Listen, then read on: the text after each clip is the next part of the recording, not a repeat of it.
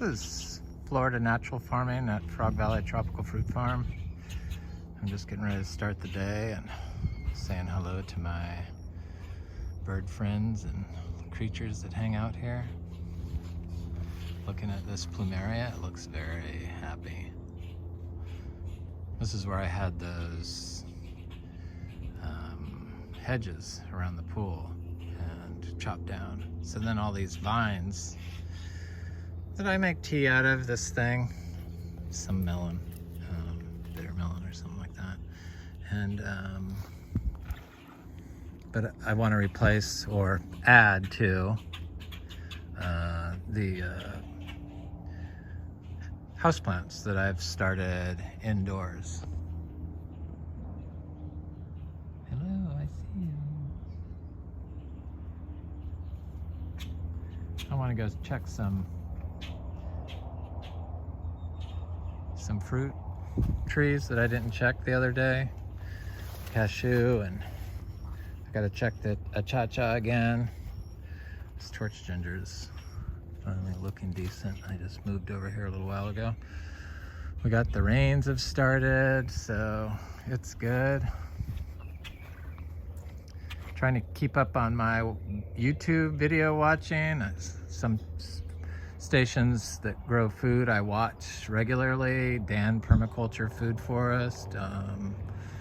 You could just tell that he knows how to grow. I can tell he knows how to grow and has such true passion for it that it's addictive. So I like to watch his stuff.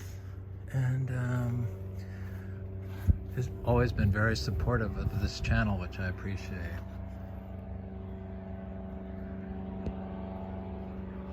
This is a crepuscule rose, climbing tea rose, antique tea rose. Just starting to bloom out. It's got flowers on its way out. Oh, airplane, I can hear you. It's so obnoxious. There it is, Gemma. Look at that rose, that's gorgeous. Smells really good too. It's got the highest rating for scent and repeat bloom. I love the orange color. This thing gets huge probably. This is a very disease-prone rose,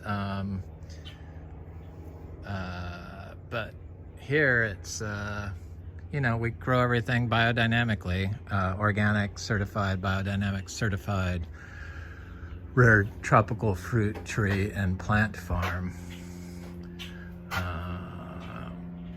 These are our rare plants, house plants that I'm going to plant out in the orchard floor, and I'm obsessed. I tried watching some stupid YouTube plant person that grew in hydroponics and then was advertising, well, semi-hydro, the pond stuff, and then advertising mychorizae fungi, being paid by the mychorizae people. Oh, hello. They do not grow in semi-hydro, so don't buy those. I can't subscribe to anybody that does that, so they got to know what they're doing and know how they're growing. If you're growing in hydro indoors, you're polluting your indoor air, just so you know, and in return polluting yourself. This is a known result of indoor hydroponics, because everything is connected, the web of life, through air and water. So what you grow in matters. What you grow, your plants you're growing for food, crops, in matters. And if you're feeding your plant osmocote, you're feeding yourself pollution when you eat the food. That's kind of where we're at with the mental state of America right now. The tribal wars and the nutrient deficient people that can't function and discern what's right and what's wrong. And just fly off the handle. It's really a scary time. And I firmly believe it's a result of the chemicals that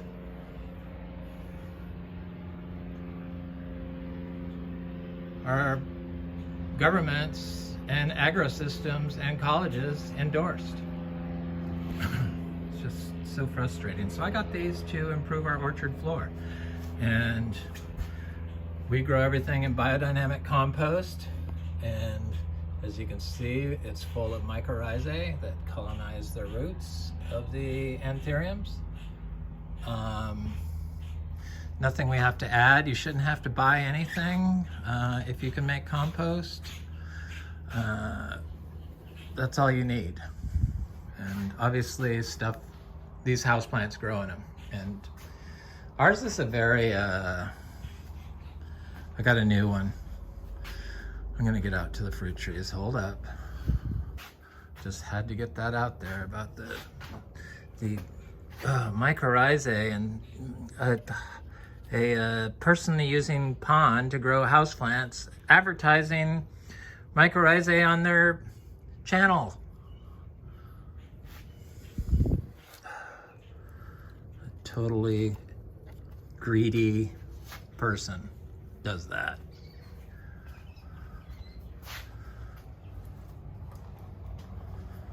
No disclaimer that you can't grow in mychorizae in your chemical substrate. It's just like, yeah.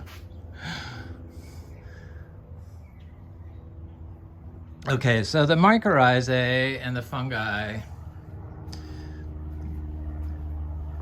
are responsible for the plant's correct uptake of water and nutrients into its tissue. So people that use chemicals, the plants just suck up everything because the plants don't form relationships with the fungi to put the natural locking mechanism or control mechanism that the fungi provide the plant with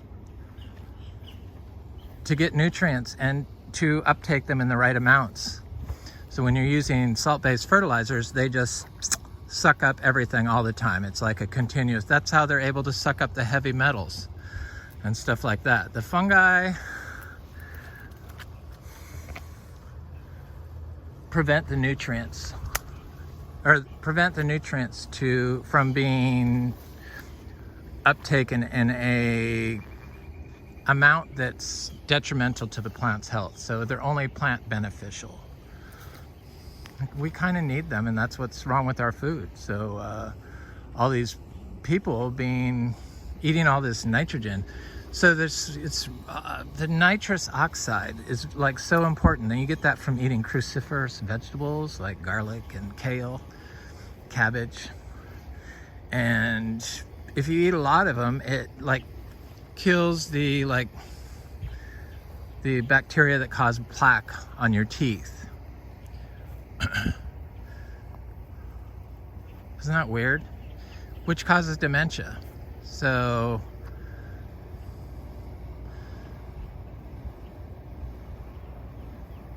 I wonder if you're not eating an organic source of those. If they do that. Probably, because it still probably makes nitrous oxide. So I don't know. I just think about all this stuff all the time, and I can't help it. I don't know what's wrong with me. I'm obsessed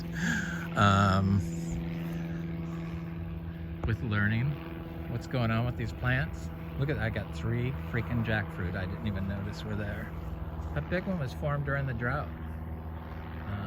This tree's not watered, a little grafted tree. It's like, I don't know, it's getting taller now, but it's still a tiny little tree. Produced 8 fruit last year for us. So hopefully it'll do that again, more. Would be nice. So yeah, I'm obsessed with how things grow. Let me get a couple of Imbe fruit. Still have seeds for sale of this tree. I guess everyone's tapped out financially, but they want the mangoes. But Imbe fruit, just thinking about it makes my mouth water. I mean, look at this freaking thing. Little African mangosteen.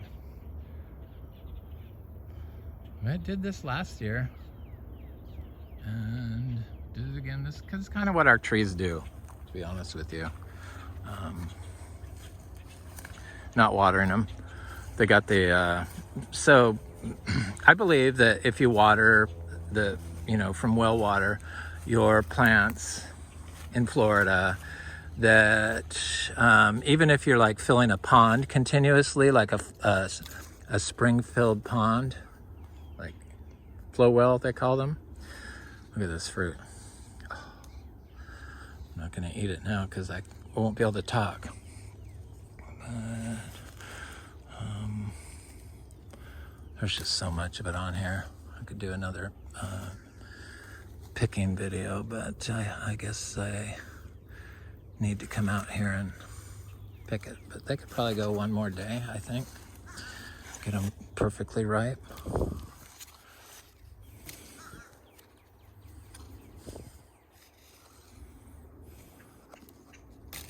Since we got all that rain, the scale just washed off, it looks like. Yeah. 5 fruit. I know that's $25 worth of seeds at least, and I know that big one has more than one seed in it.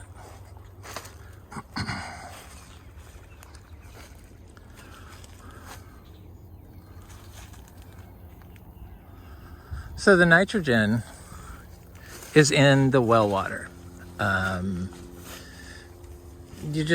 It's in there. It's in the air. So we have too much nitrogen in our system from our MPK approach.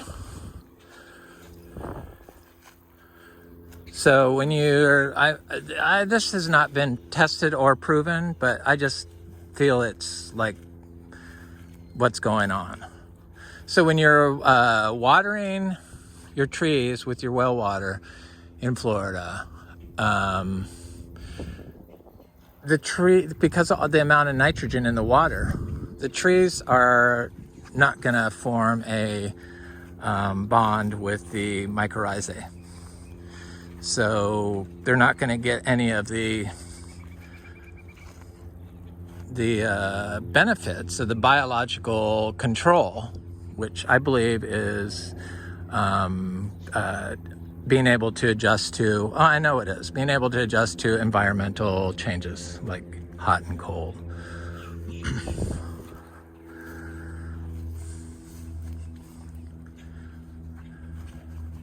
So by not watering, rabbits. Oh, honey, I see you. By not watering, your trees are forced to form relationships with the fungi to get the water in a healthy natural system. People, for some reason, still think that this is unhealthy for a grove. They'll probably never be able to advance past that state. I don't think. Some people are just incapable of comprehending something so drastically different than everything that people taught for so long.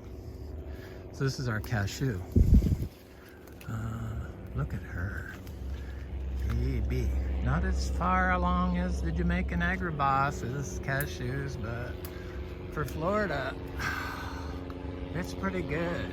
This tree is loaded with fruit. Let's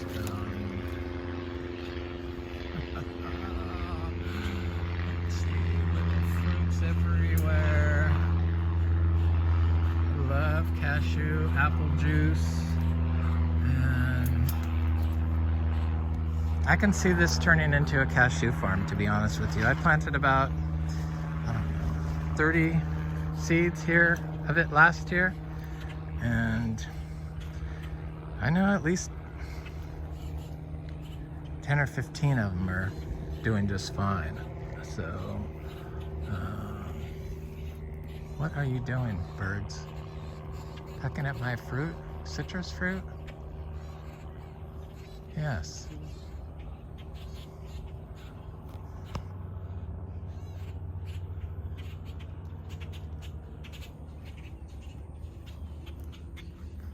Huh. Oh well.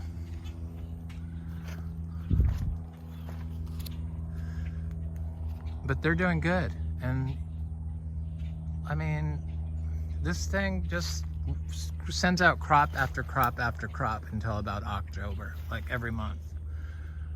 Once it gets going, it's started. So, I mean, it just never stops fruiting. And it's a super magnesium accumulator. So cow manure is high in, manures are high in magnesium. So it seems to be, it likes, I don't even give it anything extra. It's right next to the cow pasture, so it seems quite happy. Okay, I'm gonna go look at the, I don't know, but our lychees are trying to bloom. All of them, or not all of them, but a lot of them. That's very, I don't know, it seems strange to me. And so are our mangoes, are trying to. Some of them are. This one looks like it's probably not, but this is a sugar loaf.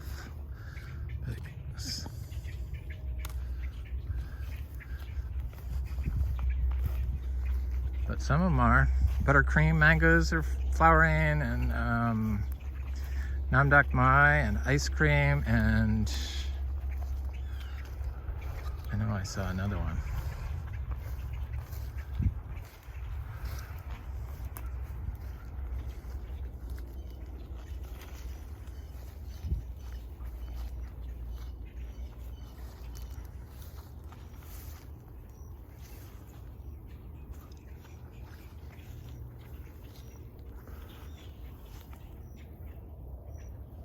I thought that was a different flower. It just lost its little white. We should be getting ice cream beans, don't you think? I'm gonna go look at the guava, because I forgot to look at that for a while. And it was loaded with fruit. Got a lot of seed-grown guavas. Well, not a lot, but like, I think like 10. But they're small. But I have one grafted tree that I bought as a 3-gallon, and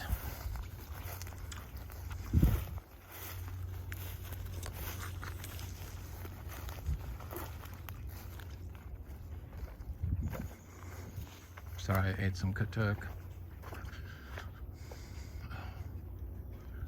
I gotta show you the starfruit tree. About as a 3-gallon, and it's, you know, it's dry farmed, and it never stops producing fruit. Never got affected by the cold. Look at these starfruit trees. Think we're gonna get some fruit? Have you ever?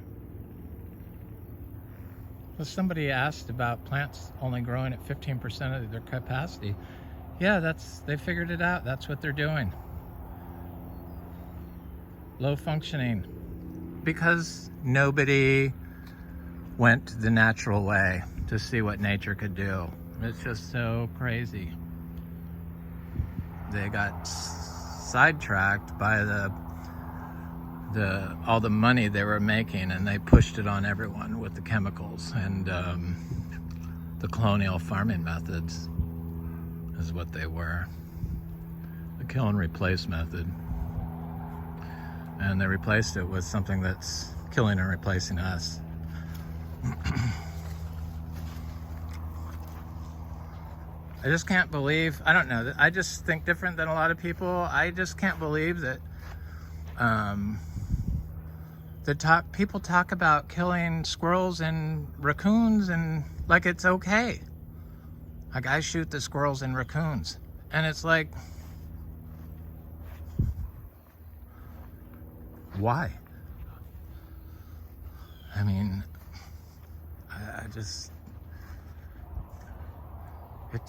they just don't even think anything's wrong with that. And it's like, it's one of those things, it's like, okay, if everyone did that, if that's what you want everyone to do, then what do you think that would do to the squirrels and raccoons? So you got to look at it like that. It's wrong.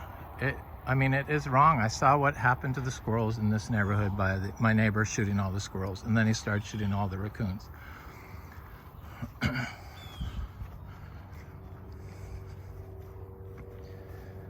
don't know. People just think about themselves and don't think about, they obviously don't think about the squirrels or the raccoons. It's like,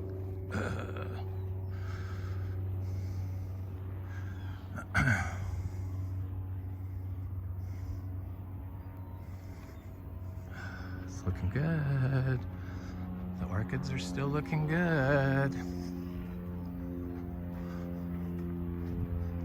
I got so many different random trees planted through this little area that I never even talk about, like the Cedar Bay cherry.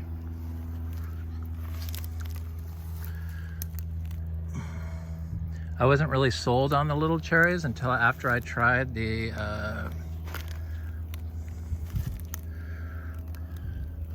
Eugenia calycina or something like that. A little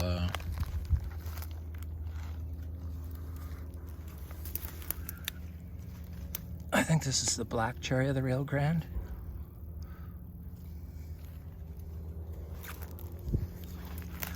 Yep, we got some fruit trees here, people. Hundreds and hundreds of thousands, I should say. I don't know how many species.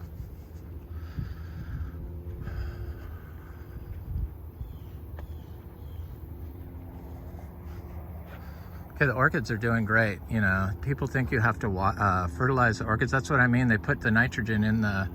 So the roots that grow on the aerial roots that grow on these philodendrons and the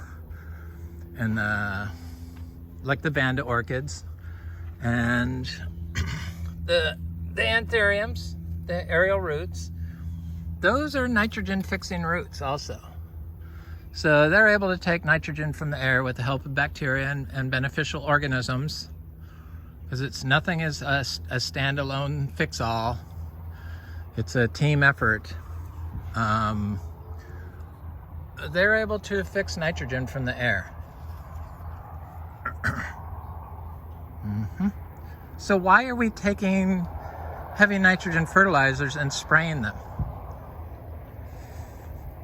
Killing the plant's chance of forming relationships with the microorganisms to harvest nitrogen from the air and making it dependent on your pollution program, your NPK program, your water soluble fertilizer program.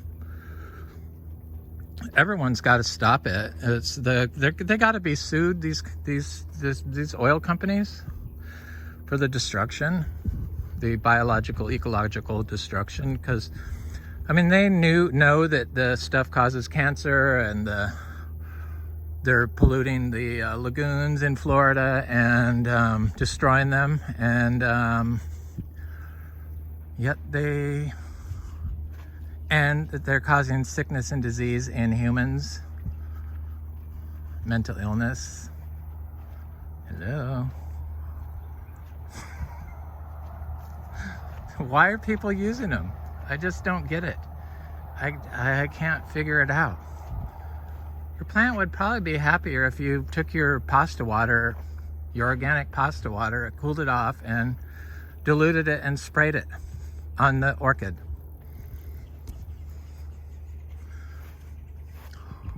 Your green tea you drink, make some for your plants. Throw a tablespoon of milk in there. We do not need to buy these chemicals. Feed them what you're eating, because we're all connected and consuming the same stuff through the air and water.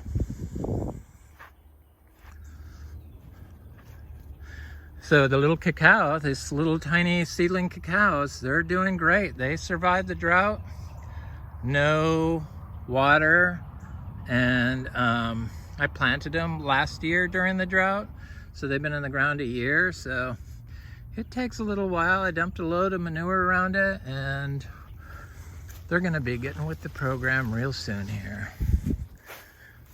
Frog Valley Tropical Fruit Farm.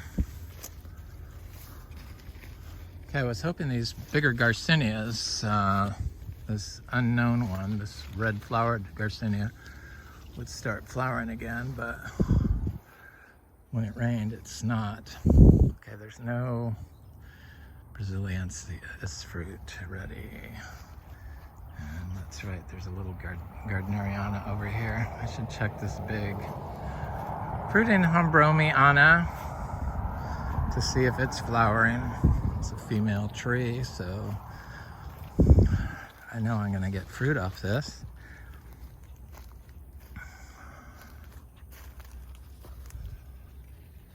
But I don't see it. It set fruit and then dropped it all. Set fruit and then dropped it all. So, not a lot, just a few.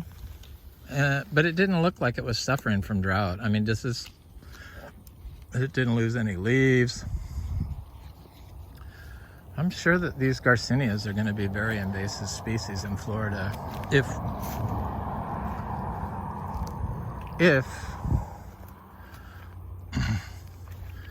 there's anything that can grow left in Florida with the continuation of the pollution. I don't know. It's a very fragile ecosystem that's super incredible, and it's being destroyed at an alarming rate. I mean, it's just really, just because people that move here want their lawn. They want their lawn.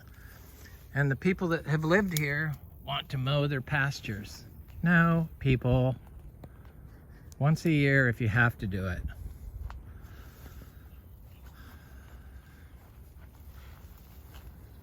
This is where the runoff comes from. Whoa, animal scared me. I mean, all the runoff into the lagoon is because of the mowing, not because there's people here. We don't have any standing water. And this is like a low spot here that used to be before we got with the program. Would be like 20-foot wide river here. But it's all the neighbors are flooded, but we have no water issues. It's due to the fungi. I know it is. If they're able to increase the amount of water in a leaf, then, which they've been shown to do, then the ones that live inside the fungi, then I know that they're able to control the water in the ground. They are the last control, and definitely if we planted forests and focused on the fungi, it would bring water back to the dried up ruin areas of California, redwood trees, and no disturbance. Could be done, but the chemical cartels are too powerful, and they like to destroy California or Florida just like they just like to destroy Florida. So look at this guava tree, people.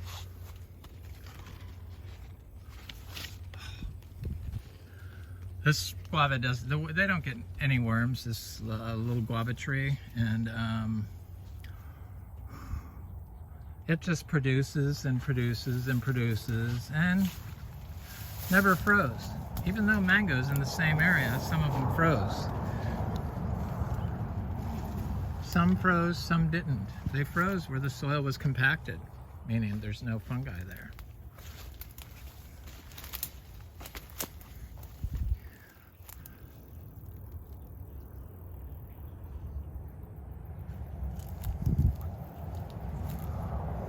So if the fungi can control the amount of water increase the amount of water in a plant's leaf, then they obviously can control the movement of water from the leaf to the soil.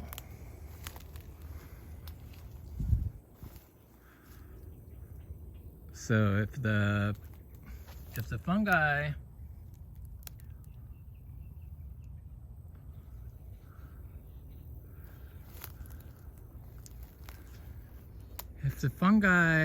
can do that, then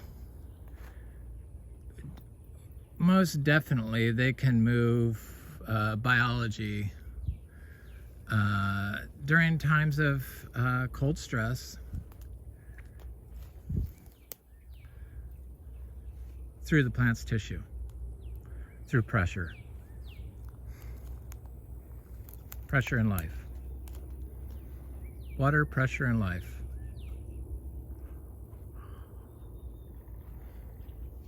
There's just so much of this that they just haven't had the chance to look at. That's how I'll put it. But more and more of it's being exposed, and the more that's exposed, the more you can piece it together. What's going on? It's the pollution we put into our water and air through our agrochemicals that's kind of causing the issues.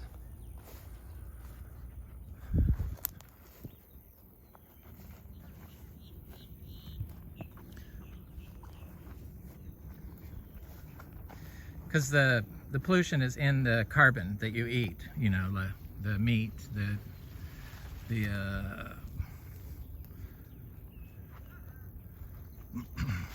lettuce, the tropical fruit that you grow with your Abound and copper, Osmocote. Oh, I just couldn't imagine. Could not even imagine. Okay, people want the freaking mangoes, and I just, this year has been very weird. It's like the place is like, it's just trickle amounts, but it's like every day. So I've kind of only been able to fill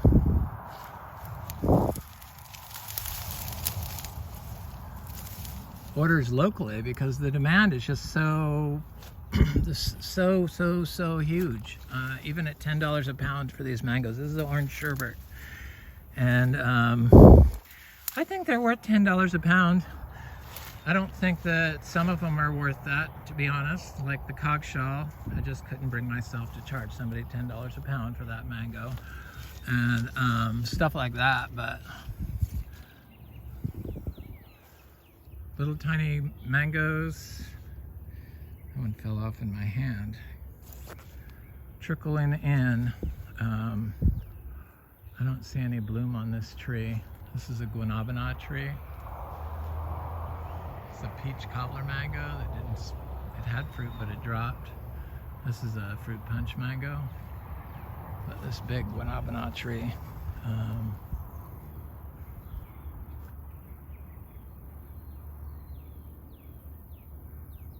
it's gonna be giving me fruit eventually. I only have one big tree of that. But this is Frog Valley Tropical Fruit Farm, Florida Natural Farming. Have a good day.